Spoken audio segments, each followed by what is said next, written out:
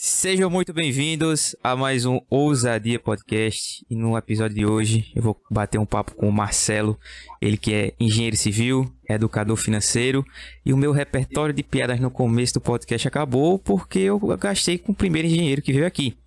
No primeiro episódio que eu gravei foi com um engenheiro e eu disse que ele sabia integrar e derivar o dinheiro. Eu vou fazer a mesma piada. Tu sabe integrar e derivar o dinheiro também? Olha, eu tô sabendo derivar bastante, né? Porque a derivada a gente sabe que sempre vai retirando um pouco. Tô precisando, mas tô brincando. A gente investe justamente para integrar, né? Quando a gente faz a integral, para quem conhece um pouco de cálculo, a gente está aumentando ali. Então, se a gente pegar aí até um exemplo, né? O que é um derivado do leite? A gente pega o leite, o iogurte, o queijo é um derivado do leite, né? A gente está tirando um produto dele. Agora, quando a gente fala em investimento, nós estamos agregando valor, então nós estamos integrando os investimentos. Massa. Brincadeiras à parte. Antes de começar, eu só queria lembrar que estamos presentes nas principais plataformas de áudio e também no YouTube. Marcelão, se apresenta aí pra galera, diz o que é que tu faz da vida, se apresenta aí rapidão.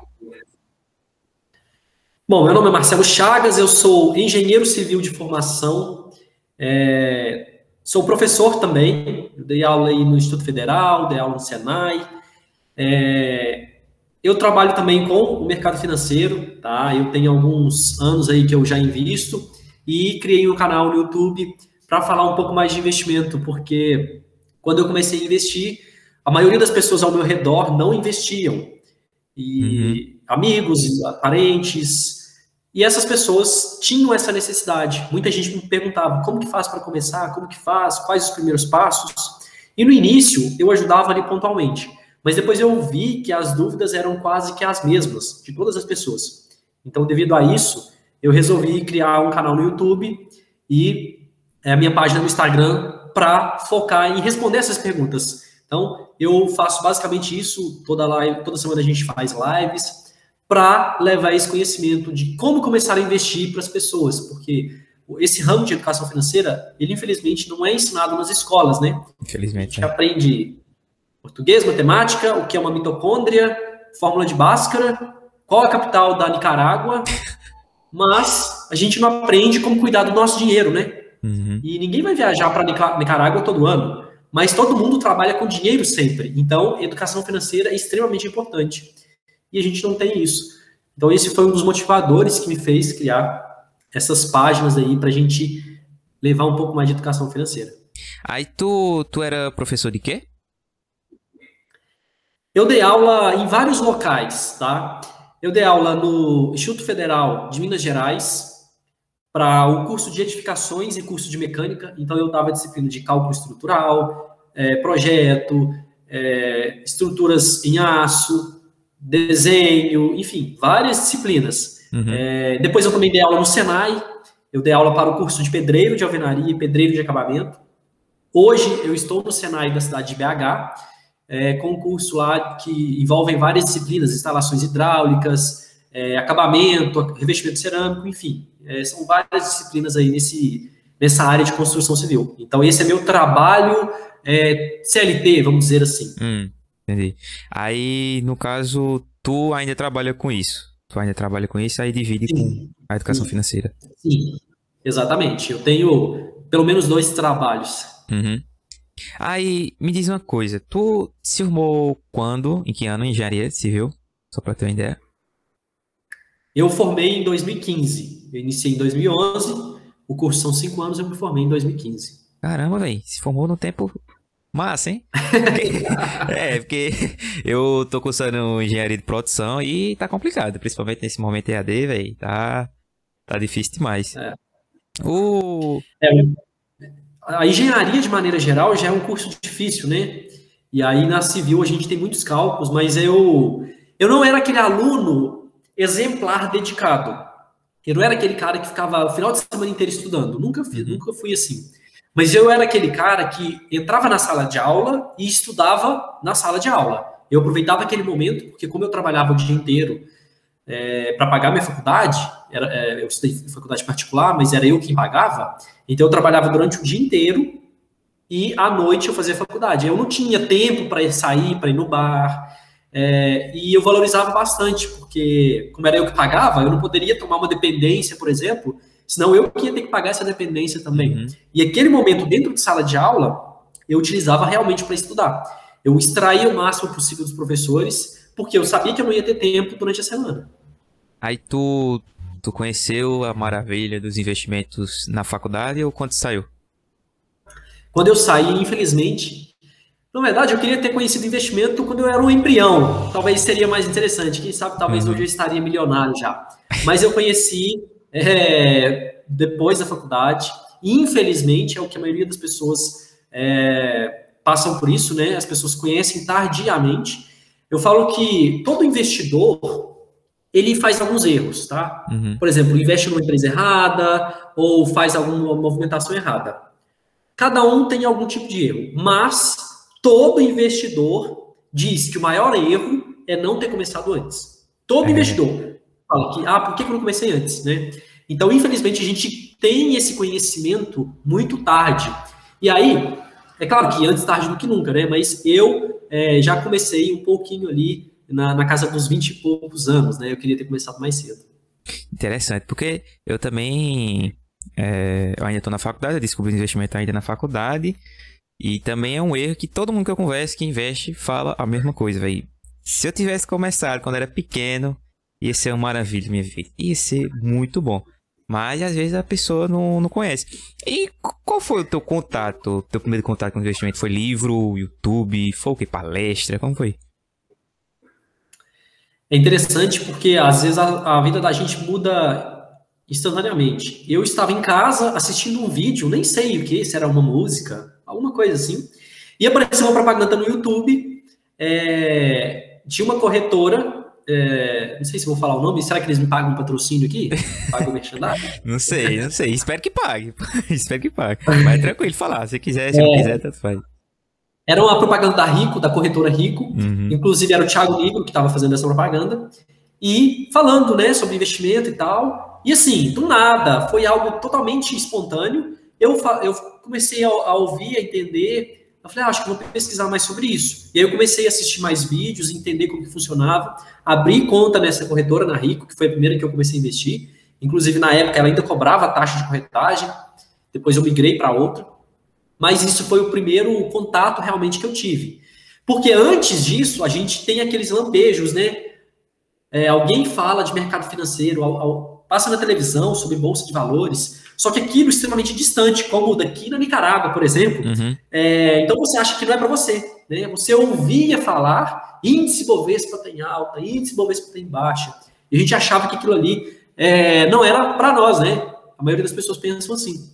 E aí, quando eu resolvi pesquisar, eu vi que não era um bicho de 7 cabeças, que não era nada disso, e que caiu a ficha de, infelizmente, ter começado só naquele período.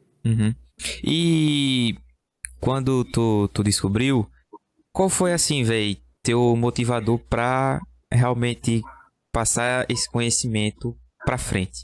Porque, por exemplo, o meu foi ler O Homem Mais Rico da Babilônia. Quando eu li aquele livro, eu vi, caramba... eu preciso disso, eu tenho que fazer o que o livro está dizendo. Tá? Qual foi o teu motivador, velho? É o seguinte, você falou aí de livro. O principal livro para mim foi O Pai Rico, Pai Pobre. Porque ele foi o primeiro livro que eu li inteiro e é outro problema da nossa cultura brasileira. A gente não lê, né? Infelizmente. A maioria das pessoas. Cerca de 2% das pessoas, ou 3%, leem mais de 4 livros por ano. E o livro Pai Rico, Pai Pobre, eu já investia quando eu li ele, mas ele foi um livro que me abriu a cabeça de uma maneira que eu pensava que nem poderia acontecer. Mas foi o seguinte, eu comecei a investir, né, pela história que eu te falei, e por já ser professor, na época eu já era professor, eu linkei as duas coisas, investimento e ajudar as outras pessoas. E aí, de vez em quando, eu postava alguma coisa no meu Instagram. Estou investindo na empresa, ganhei tanto de dividendo. E aí, as pessoas começavam a se interessar, porque, assim como eu, era muito distante delas. Então, isso não era novidade. Então, eu vi que tinha essa demanda muito grande das pessoas pelos conhecimentos básicos. E, inicialmente, eu ajudava através do WhatsApp, conversas mesmo, informais. E aí depois eu vi que a necessidade era muito grande e resolvi criar o canal para aumentar isso. E aí depois eu fui lendo, mas assim, o start maior de todos foi o livro Pai Rico, Pai Pobre, que eu aconselho todas as pessoas a lerem, não só quem investe. Todas as pessoas deveriam ler o Pai Rico, Pai Pobre. Porque não fala só de investimento, fala de dinheiro propriamente dito, né? Como controlar. Dinheiro, profissão, trabalho. Eu conheço tantas pessoas que trabalham a vida inteira num trabalho terrível, que não gostam, que vão segunda-feira achando ruim, fica a semana inteira esperando a sexta-feira, e aí aproveita só 2 dias na semana, e depois já acha ruim de novo. Então, ela passa mais da metade da semana achando ruim, vivendo apenas por causa de 2 dias. E isso, 10, 20, 30, 40 anos, né? Então, todas as pessoas deveriam ler esse livro. Exatamente. E falando de livro, que é uma coisa que eu gosto muito, quais são, assim, velho, os livros mais fodas que tu leu e tu passa pra galera, tu diz, não, a galera tem que ler também. Independente se for só de investimento ou não, o livro, velho.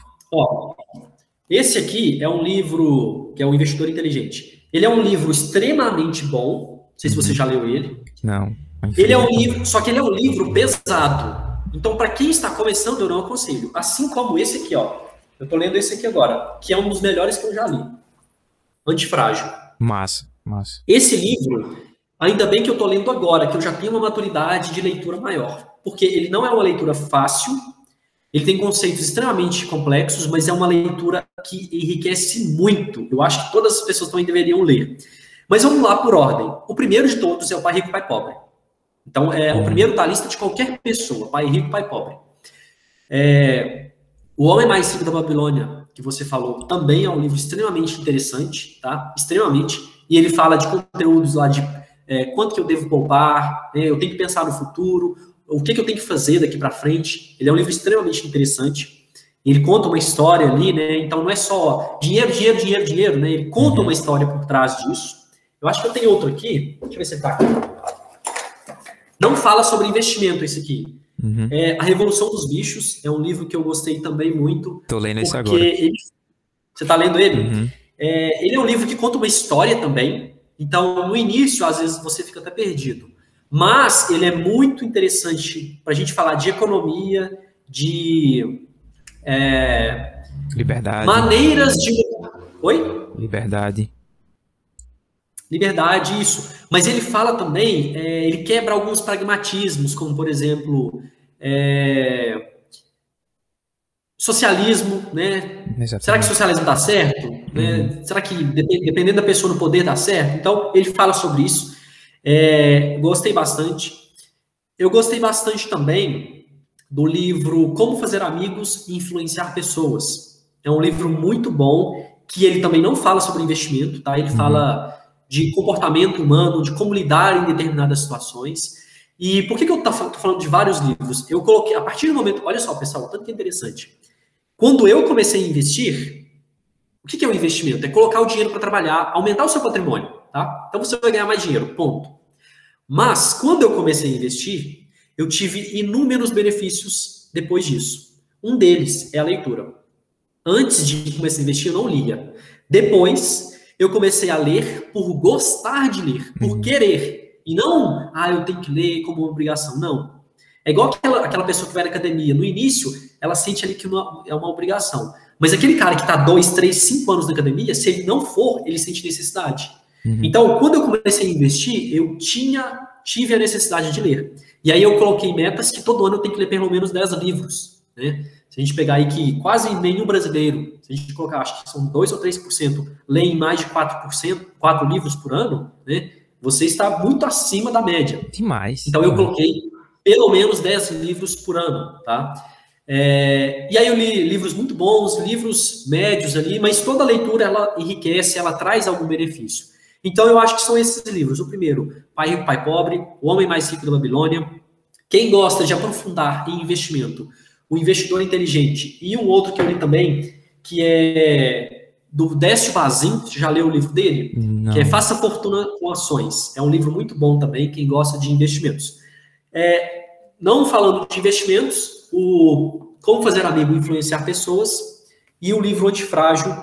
Só que esse livro aqui, ó, ele é bem grande, tá? Tem mais de 600 páginas. eu aconselho só quem já tem aí uma experiência de leitura, já tem uma cabeça um pouco mais desenvolvida. Porque eu tenho a consciência de que se eu lesse esse livro aqui alguns anos atrás, eu não ia entender e achei ele terrível. Mas hoje eu estou entendendo. Ele fala muito sobre risco, se expor a riscos. Inclusive, a capa dele fala o seguinte: coisas que se beneficiam com o caos. A gente tem muito costume de querer que as coisas deem tudo certo, né? Aí eu faço um planejamento, eu quero seguir aquele planejamento. E esse livro ensina não só o contrário, não só as coisas saírem do controle, mas as coisas saírem do controle e eu me beneficiar disso. É muito complexo esse pensamento, mas depois que você entende, o ser antifrágil é muito interessante. Eu não sei se a gente nem vai ter tempo de falar sobre ele, né? Como é que tá o nosso tempo aí, mas tem muita coisa interessante. O conceito do antifrágil é o seguinte: o que é uma coisa frágil? Uma coisa frágil é algo que, se acontecer um problema com ela, ela vai quebrar, ou ela vai se danificar, ou o ser humano vai ficar doente. Por exemplo, uma taça de vidro. Se ela cair no chão, uma taça de vidro é frágil, né? Uhum. Se ela cair no chão, ela vai quebrar, né? Acontecer um problema, ela vai quebrar. E aí, quem só vê esse título e pensa antifrágil, pensa o seguinte: não, então se for uma taça de alumínio, ela é antifrágil. Não, ela é robusta. Ela vai cair no chão e não vai quebrar. Só que o ser antifrágil não é ser robusto, não é ser resistente. O ser antifrágil é a taça de vidro cair no chão e ficar mais forte. Caramba. É uma taça de vidro cair no chão e ficar mais forte. Sei. Então eu fiquei raciocinando, e aí tem algumas frases que marcam muito nesse livro. Uma das primeiras é o seguinte: imagina uma vela. Se você for só uma vela, uma chama pequenininha de uma vela, e alguém te soprar, né, o vento ali soprar, o que vai acontecer? Ela vai apagar, né? Ela foi frágil. Mas se você for um incêndio, o vento vai fazer o que com você? O vento vai propagar o incêndio, vai aumentar o incêndio. Uhum. Então o vento, teoricamente, seria algo negativo, só que o fogo, o incêndio, ele vai se beneficiar com esse caos, com esse vento. Então, esse livro ensina isso, a gente pensar, fazer, tomar atitudes que se beneficiam disso. Uhum. De coisas negativas. Esse aí, o escritor é Taleb. Tu já leu A Lógica do Cisne Negro? Eu não li ainda. Eu comprei um jogo e aí veio o Antifrágil e A Lógica do Cisne Negro. E eu não li ele ainda. Eu busco intercalar conhecimentos gerais e investimentos. Eu tô lendo ele, tô terminando, depois eu quero ler o livro o mais importante para o investidor. Aí eu quero voltar lá no Cisne Negro. Eu não li ele ainda. Entendi. Porque eu tô lendo esse, A Revolução dos Bichos, e depois eu vou partir pra Lógica do Cisne Negro.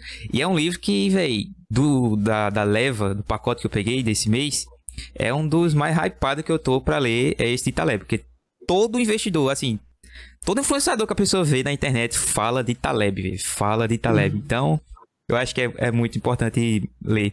Ele fala sobre investimento, aplicando esse investimento ou não? A gente aqui subentende as coisas, como é? A gente subentende. Esse livro é tão bom que tem aplicações na vida inteira, inclusive em investimentos. Um dos conceitos é você ser convexo. Pô, mas o que é isso, convexidade? Eu acho que eu já ouvi essa palavra no ensino médio. É verdade. No ensino médio, na aula de matemática, a gente estuda convexidade e concavidade. O que é uma concavidade e uma convexidade? A concavidade, a gente lembra do Cristo Redentor, que tem como se fosse uma montanha, é uma curva virada para baixo. E a convexidade é o contrário, é uma curva virada para cima, tipo a letra U. Uhum. Então, a gente deve buscar convexidades e não concavidades. O que é isso? Se eu falar de investimento, o investimento côncavo é um investimento que eu tenho um ganho limitado, mas se eu perder, a minha perda é ilimitada. Já o investimento convexo, virado para cima, é o quê? A minha perda é limitada, então o que eu invisto, eu posso perder só determinado valor, mas o meu lucro não tem limite. E o investimento em ações é desse jeito. Por exemplo, se eu compro uma ação por R$10, uma ação de uma empresa, qual é o máximo que eu posso perder? R$10. Uhum. Se acontecer uma catástrofe, ela valer 0. Eu não posso perder mais que isso, não tem essa possibilidade. Eu não fico negativo, não tem isso. Mas quanto que essa ação pode se valorizar? Qual é o máximo que essa ação pode chegar? Não tem limite. Para cima não tem limite. Né? Se eu pegar a Magazine Luiza, em 2015 ela valia 27 centavos uma ação. Hoje ela está valendo R$23. Se você fizer uma conta de quanto ela se multiplicou, que é isso? Inúmeras vezes. Mas, se eu comprasse uma ação por 27 centavos, quanto que eu perderia? 27 centavos. Então, isso é um investimento convexo.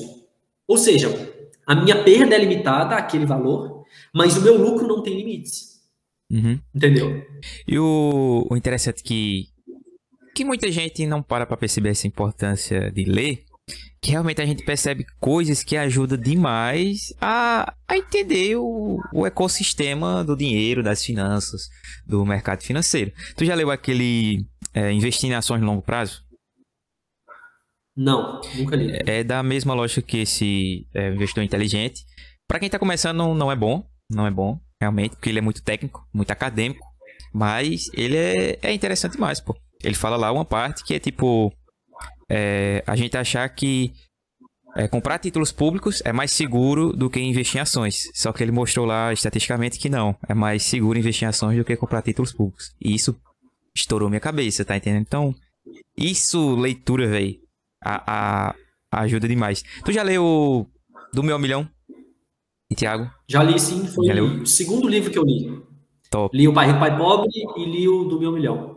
Tu tipo, colocaria ele no teu top 3, sei lá, num dos livros mais foda? Acho que sim, só que ele é uma leitura muito iniciante. E ele tem alguns dados, valores que estão um pouco desatualizados. Por exemplo, fala muito de uma casa de aluguel ou uma casa comprada, né? Eu construí uma casa. E aí, isso depende muito da economia, da taxa de juros. Então, assim, tem números que são um pouco... Eles ficam desatualizados com o passar do tempo, né? Quando eu li ele, na época, ele estava mais atualizado. Mas é uma leitura interessante, sim, desperta as pessoas, mas eu não colocaria no top 3, tá. Entendeu? Eu colocaria entre o top 10 ele estaria na lista, sim. Entendi. Quando a gente começa a ler livro, véio, a gente começa a bolar umas estratégias de investimento massa, tá ligado? A gente começa a pensar, essa aqui vai ser a minha estratégia. Teve algum livro que tu já falou aí que foi ele que foi o precursor, assim, pra tua estratégia de investimento? Como é tua estratégia? Fala aí.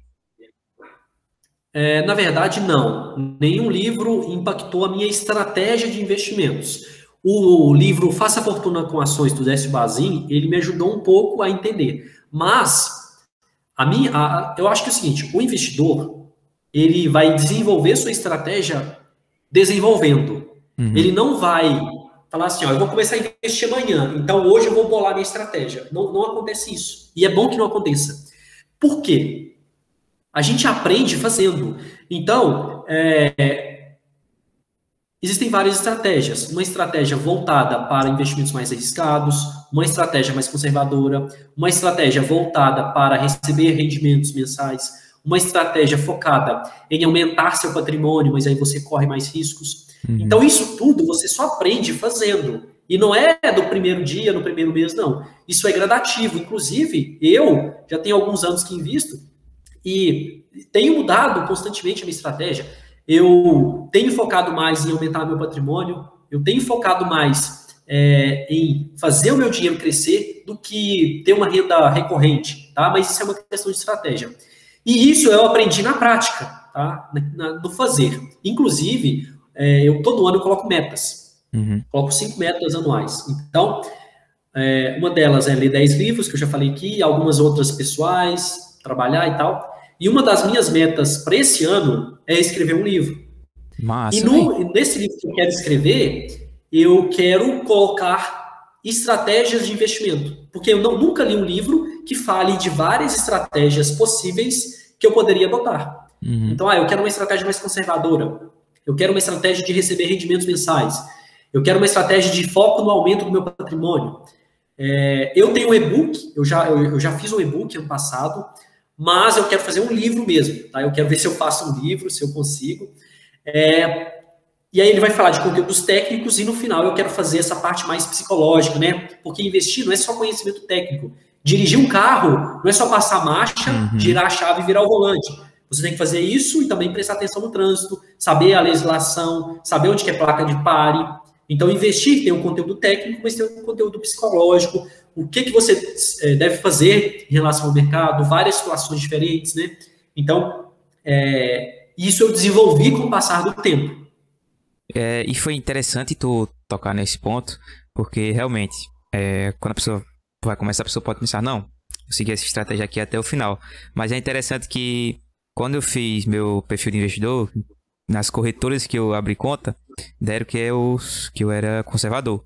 Pessoa totalmente conservadora. Só que hoje, minha maior parcela da minha carteira está em renda variável. Então, realmente, minha cabeça mudou com o tempo. Tá entendendo? As estratégias foram mudando. Uma coisa que eu tenho até dúvida, que eu vou te perguntar, é sobre investimentos internacionais. Eu decidi investir internacionalmente depois que eu atingi o número mágico de um fundo imobiliário meu. Aí eu vou poder estar comprando todo mês ele, aí agora eu vou poder me expor internacionalmente. Isso foi uma estratégia minha, tá entendendo? Internacionalmente, tu já tem investimentos? Como é? Tu pensa, como é? No exterior, eu invisto de maneira passiva. Eu tenho um ETF, né, que é o IVVB11. Eu invisto nele desde 2019, se eu não me engano. E eu pretendo abrir conta numa corretora. Só que eu acho o seguinte, todo mundo tem que diversificar internacionalmente, mas quem está começando não tem a necessidade. Porque o patrimônio da pessoa é muito pequeno. Então fica aquela máxima, o Brasil é um país que sempre tem crise, então a gente tem que se proteger. Mas às vezes a pessoa investe tão pouco que se ela for diversificar também no exterior, o valor monetário em si é tão pequeno que não vai representar nada se tiver uma queda ou uma alta, né? Então eu acho que a pessoa deve ter um conhecimento maior para começar a fazer essa diversificação, igual você falou, né? Você teve sua estratégia. Então eu hoje tenho o ETF, que é o IVVB11, ele representa uma parte da minha carteira, não muita, e eu quero me expor mais, tá? Só que eu sempre prefiro o mercado brasileiro. O mercado exterior é mais firme, mais forte, mais resistente, enfim. Mas por isso mesmo que eu gosto do Brasil, porque aqui a gente tem muita oportunidade. Tem gente que fala que o Brasil é o país das crises, mas eu enxergo crise como oportunidade, mais um ensinamento do livro Antifrágil. Se a gente tem uma crise e as ações caem muito, eu acho bom, porque eu compro mais barato. Então aqui a gente tem muito mais isso. Se a gente pegar aí a crise que tivemos ano passado e comparar a diferença das quedas de bolsa americana com a do Brasil, a gente caiu muito mais. Então, naquela queda, a gente teve oportunidades muito maiores, né? Então, o Brasil ele tem uma volatilidade maior. Quando cai, cai muito, mas quando sobe, sobe muito. E eu enxergo isso como uma oportunidade. Eu prefiro assim do que algo extremamente linear, sem nenhuma emoção. Mas, eu tenho uma participação no exterior e estou estudando a possibilidade de abrir uma conta numa corretora lá fora, mas aí já entra burocracias como declaração de imposto de renda, eu tenho que pagar uma taxa de câmbio, então eu ainda estou estudando, eu estou focado ainda no Brasil, ainda estou enxergando algumas oportunidades aqui. E é importante massa tu dizer isso, porque se a gente parar para pensar, realmente, a pessoa olhando assim de longe pode achar, poxa, Brasil, a bolsa brasileira comparado com a bolsa americana é muito pequena, mas até 2020 a gente tinha tipo 1 milhão de investidores. Hoje a gente já tem 3 milhões, tá entendendo? Liquidez está aumentando, mais gente tá chegando, mais empresas. Só tipo, ano passado foram 11 IPOs que teve, tá entendendo? 11. Então assim, realmente é pouco, mas é potencial de crescimento, tá entendendo? Então realmente, Brasil, eu acredito igual você, que tem futuro, que a gente consegue muita coisa aqui no Brasil, pô. Eu também concordo. E foi até um ensinamento do Como Investir em Ações no Longo Prazo. É um livro de 2013, foi atualizado em 2013 mais ou menos, e ele falou que o Brasil está entre os países em desenvolvimento e ele vai ter a chance, o autor colocou ainda, a partir de aproximadamente 2030, a comprar ações mais baratas de outros países, porque lá fora vai ter muita gente querendo vender e o Brasil, como está em desenvolvimento, vai ter gente querendo comprar e vai ter preço mais barato, tá entendendo? Então, realmente é interessante. Eu concordo muito com isso que tu falou. Eu concordo muito. Aí, tu, tipo, tá pensando ainda em abrir conta lá fora, mas tu vai continuar investindo em ETFs ou quer investir em ações sozinho? Eu quero investir em ações, só que a gente teve aí um crescimento muito grande de muitas empresas fora do normal, então eu não gosto de investir quando está tudo em alta, tá? Na verdade, eu só compro ações em queda, né? Eu tenho já minhas empresas filtradas, então sempre quando eu vou investir, eu vou naquelas que estão em baixa, para quando houver uma recuperação. E a gente teve uma alta muito expressiva nos últimos anos, né? Teve uma correção ano passado, mas já voltou tudo ao patamar anterior, já até passou disso. Então, dólar também mais alto, né?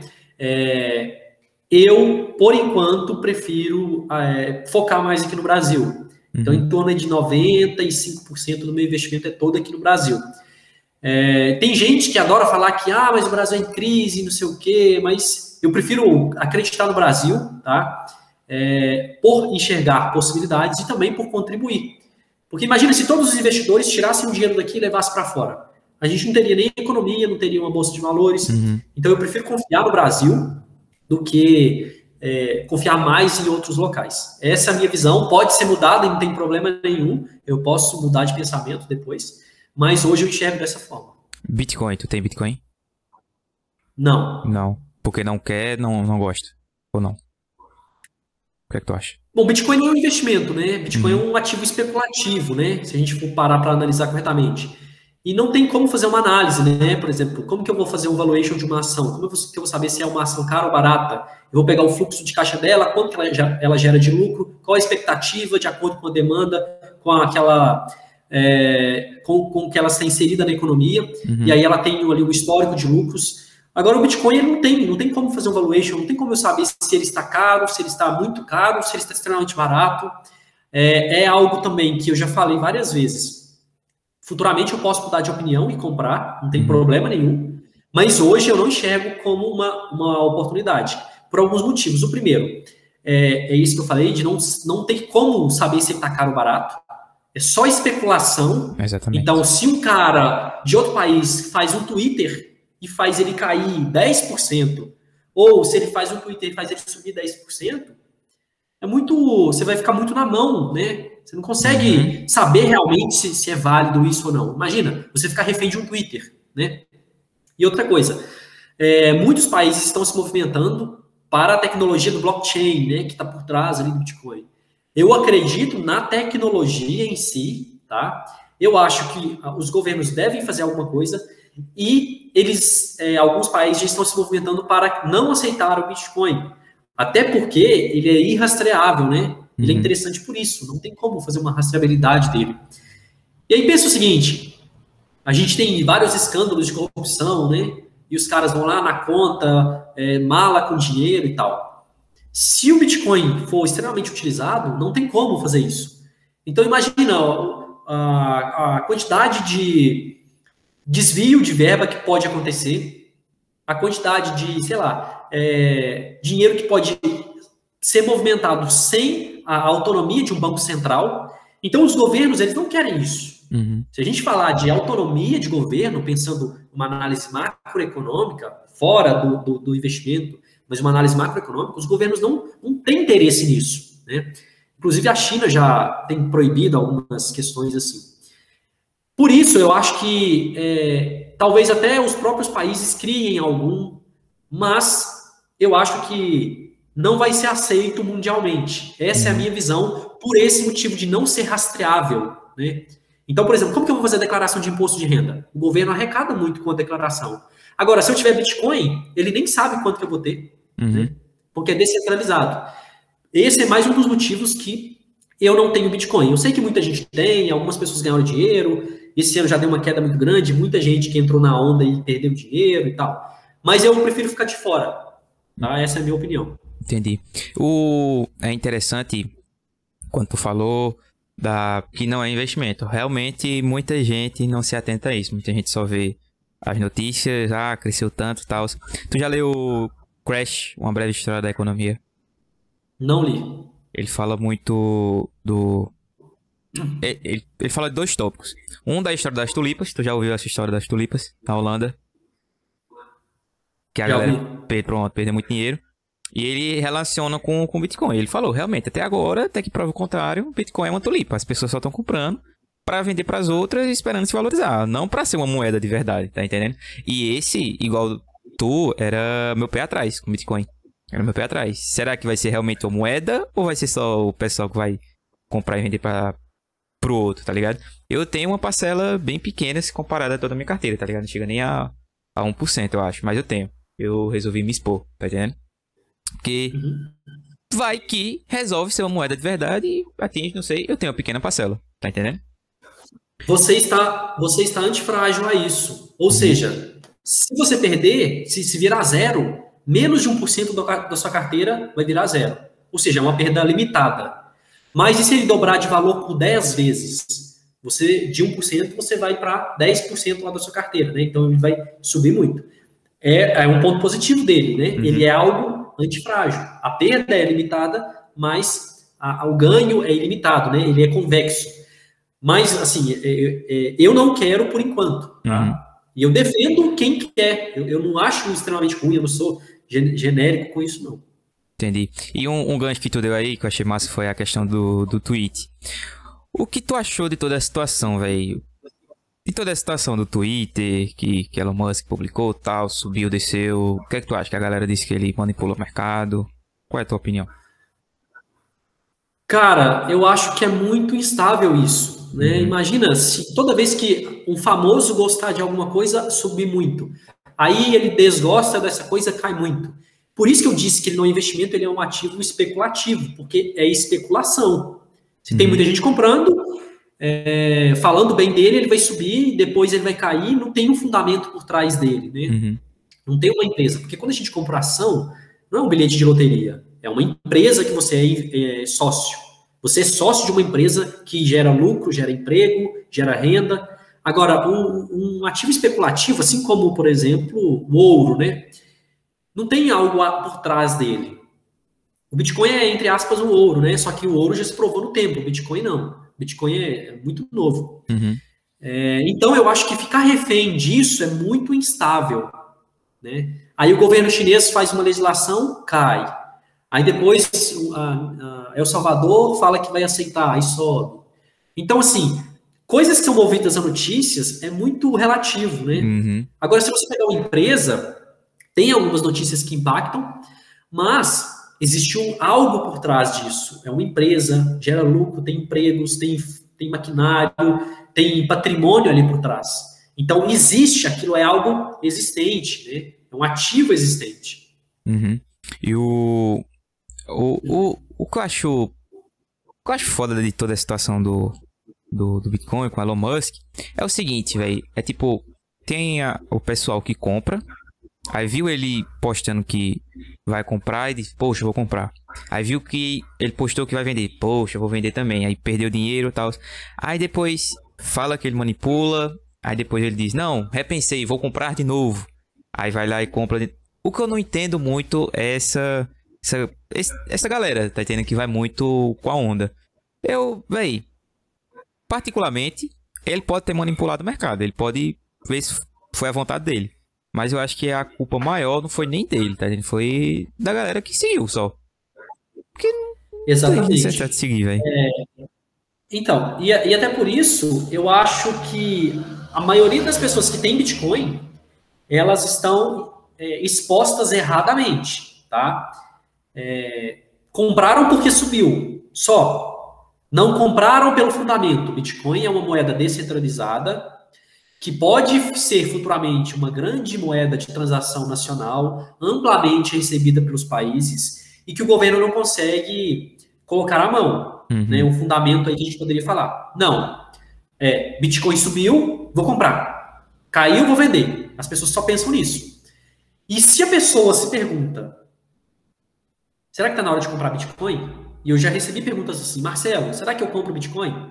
Se a pessoa faz essa pergunta, ela já tem a resposta. A resposta é não. Por quê? Se ela não sabe se deve comprar, ela não deve comprar. Por exemplo, você tem a estratégia de ter até 1% da sua carteira.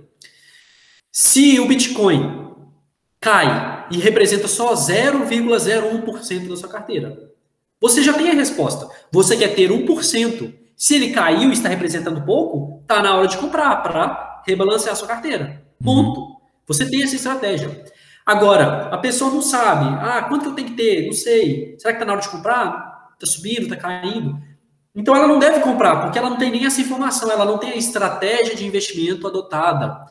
E aí eu vejo muita gente agora metendo pau realmente no Bitcoin, porque caiu, começou a ser negociado também um fundo que replica, um ETF que replica algumas criptomoedas, né, que é o Hash 11, e ele caiu muito também, e muitas pessoas desesperadas. Por quê? Ele começou quando o Bitcoin estava nas máximas. Então, todo mundo só falava de Bitcoin. Era só foto de Bitcoin, vídeo de Bitcoin, não sei o que, Bitcoin.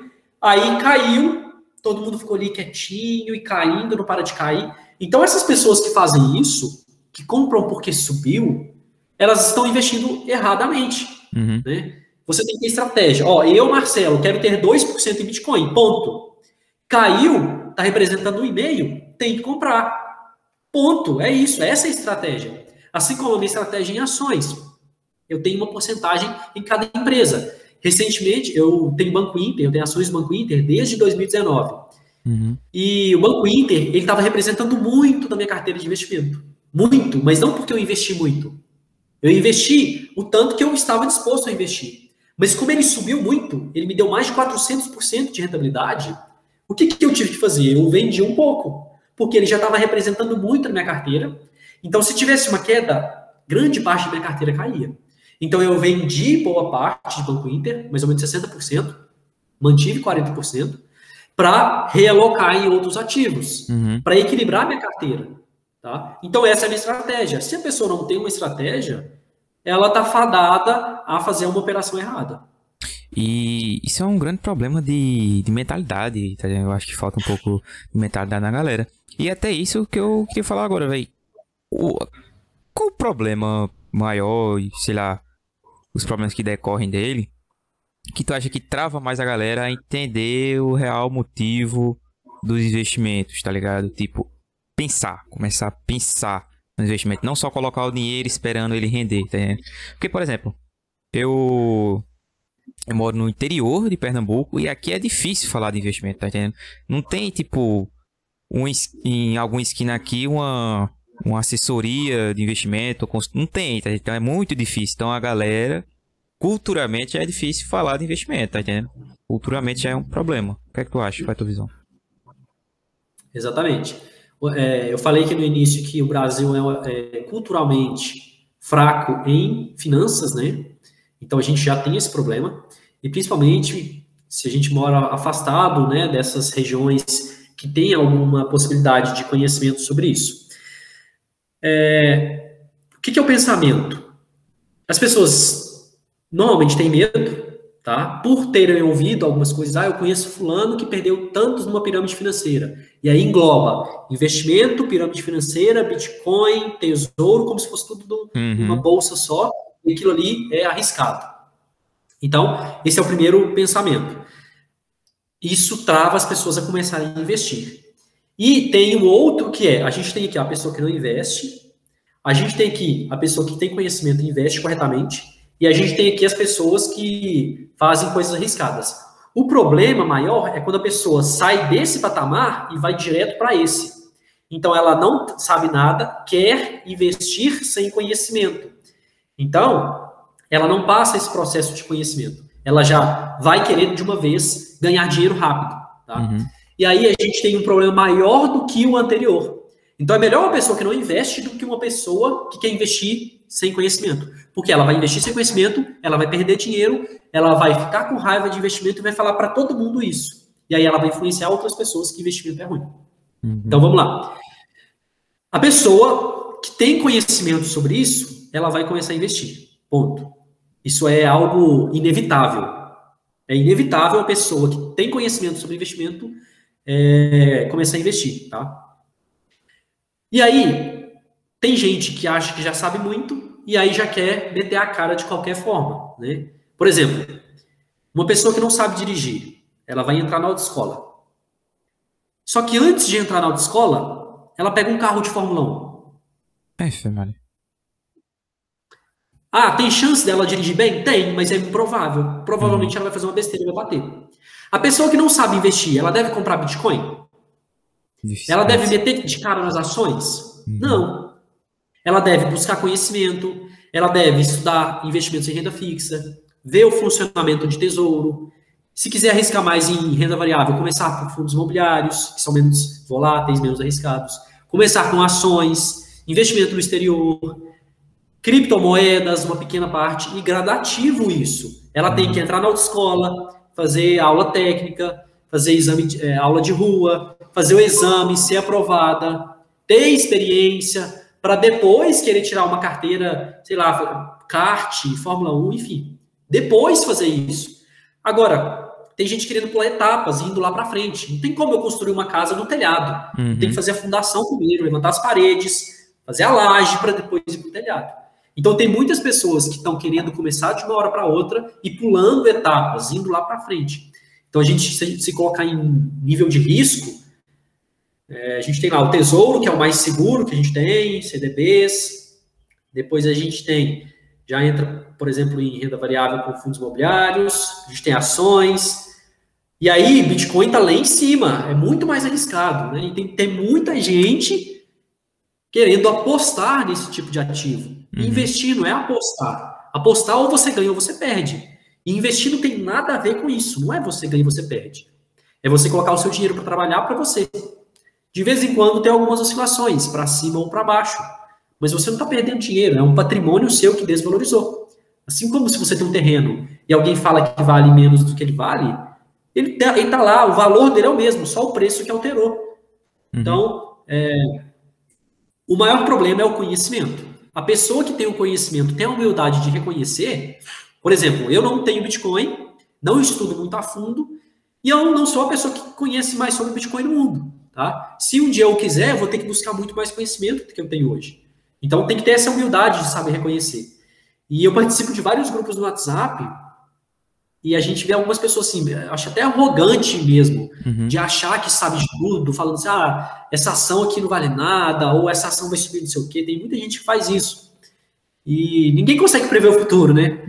Quando a gente faz investimento, quem dera se a gente tivesse o poder de prever o futuro. Então, a gente tem que fazer uma análise mais correta possível e ainda assim a gente está exposto ao erro, né? Então, se você pular etapas, você está mais exposto ainda, mais arriscando ainda o seu dinheiro, né? O seu patrimônio. E concordo plenamente, velho. O problema muito grande é essa questão do conhecimento. E também, como tu falou, eu acho que é entender que uma coisa que eu percebi não existe um certo e um errado. Eu compro ações, ou invisto em renda fixa, ou renda variável e tal. Monte a tua estratégia e tal, porque foi uma coisa que eu tava até falando com uma amiga minha, a Aline, que ela é assessora. Véi, ela falou, a gente escuta muito, tipo, se eu colocar R$1.000, vai render quanto? Tá? A pessoa não sabe onde é que vai colocar os 1.000, tá? Tipo, como é que vai dividir os 1.000, se vai ser em um lugar só. Esse é um problema muito grande, é o conhecimento. E os livros é que ajudam demais, velho. Foi o que, tipo, deu meu norte. Foi leitura, velho. Leitura mudou demais a minha cabeça. Leitura ajuda pra caramba, pô. E assim, também falando com a Aline, eu acho que um problema também que pode afetar muito a nossa sociedade, velho, é muito o nosso passado. Porque a gente tem um histórico muito grande de calote, tá entendendo? Por exemplo, a questão da poupança, né? Que aquele presidente tirou tanto da poupança e tal. A galera realmente fica com medo, pô, quando se fala de investimento. Realmente fica com medo, pô. Historicamente é foda. Questão de inflação. Já bateu 2.000% de inflação. Historicamente é uma pedra no caminho da gente que tenta ensinar a galera a investir. É um problema muito grande, tá entendendo? Véi, tamo já chegando aqui no finalzinho. Antes de ter um momento aqui no podcast, mas antes de partir pra esse momento, tem alguma coisa que tu queria falar que eu não perguntei? Tu veio preparado pra falar, eu nem toquei no assunto que tu queria falar, alguma coisa? Não, cara, eu acho o seguinte, se a gente fosse falar de tudo que seria interessante, nós precisaríamos ficar aqui umas 50 horas e talvez nem daria tempo, né? É verdade. Mas assim, eu acho que o mais importante é a pessoa buscar conhecimento, tá? Buscar conhecimento. Eu recebo muito a pergunta que é o seguinte, Marcelo, qual a ação que eu compro? Qual empresa eu invisto? Qual é o melhor investimento? E não é eu querer não contar as coisas, mas eu sempre falo o seguinte, nunca pergunte isso, qual ação eu comprar? Por vários motivos. O primeiro, ninguém sabe o que vai ser positivo amanhã. Então, se eu te falar que determinada ação vai subir e ela cair, você vai achar ruim. Outra, eu posso estar com más intenções. Por exemplo, se eu quero que uma ação suba muito e tem muita gente comprando, ela vai subir. A gente tem essas movimentações, né? Uhum. Você próprio falou, né? Manipulação de mercado. Outra, a pessoa tem que buscar conhecimento para ela ter autonomia de saber investir. E não querer o peixe, né? Tem que aprender a pescar. Então, se eu ficar te perguntando sempre, Marcelo, quais ações você tem na carteira? Eu tenho Banco Inter, eu tenho Magazine Luiza. Então eu vou comprar. Mas hoje eu não estou comprando. Eu comprei no passado quando estavam mais baratas, né? Então, a pessoa pode estar com a empresa, mas com um timing errado, com o tempo errado. E aí comprar uma empresa cara. Então, o conhecimento é o que vai te dar essa independência de pensamento. Uhum. É uma frase que eu aprendi quando eu fiz minha pós-graduação. É o seguinte, o professor, ele não é simplesmente para transmitir conhecimento, mas para fazer com que o aluno tenha independência de pensamento, para que ele próprio saiba tomar suas decisões. Caramba. E não pegar algo já montado e colocar em prática, né? Então, o conhecimento é que vai te fazer isso, saber o melhor momento, as melhores ações, tá? Muitas vezes, ir contra a maioria é a melhor opção. Massa. Muitas vezes, ir contra a maioria é a melhor opção, né? Massa. Eu acho que é isso, é só buscar conhecimento. Se alguém precisar, eu estou aqui, pode me chamar no Instagram, no WhatsApp, no Twitter, no TikTok, no YouTube, mandar um sinal de fumaça. E uma coisa que eu percebi muito, que eu relacionei com os investimentos, que virou uma chavinha na minha cabeça, que é muito atrelada com o conhecimento, é a galera não saber o que quer. Eu percebi muito isso quando eu fui ser acompanhado por um nutricionista. Virou essa chavinha na minha cabeça. Porque muita gente vai no nutricionista, chega lá, aí fala, fulano, eu quero emagrecer. O nutricionista vai lá, passa arroz integral, pão integral. Aí a pessoa não come, acha ruim, fala mal da nutricionista, fala que vida saudável não presta. Só que quando eu fui no nutricionista, eu disse, eu quero saber o que é que eu preciso comer para ter uma vida saudável. Para essa máquina aqui, que é meu corpo, funcionar bem o resto da minha vida. Então, ela não mudou nada do que eu como. Ela só disse, coma tal quantidade em tal hora. Não mudou nada, né? Então, eu acho que essa chavinha que falta na galera também, velho. Saber o que quer, tá ligado? Saber o que quer. Essa independência que tu falou, tá entendendo? Porque agora eu sei o que é que eu como pra ter uma vida saudável, tá entendendo? E assim, partindo para um momento que eu acho bacana, quando eu falo com os convidados, podcast, que é o momento filosofada que eu tenho aqui. Eu faço 2 perguntas e o convidado responde aí, tipo, o que achar, tá entendendo? Primeira pergunta. Você tem direito a uma viagem no tempo. Ou volta pro passado, ou descobre alguma coisa do futuro. Vai pro futuro. Qual tu escolhe e por quê?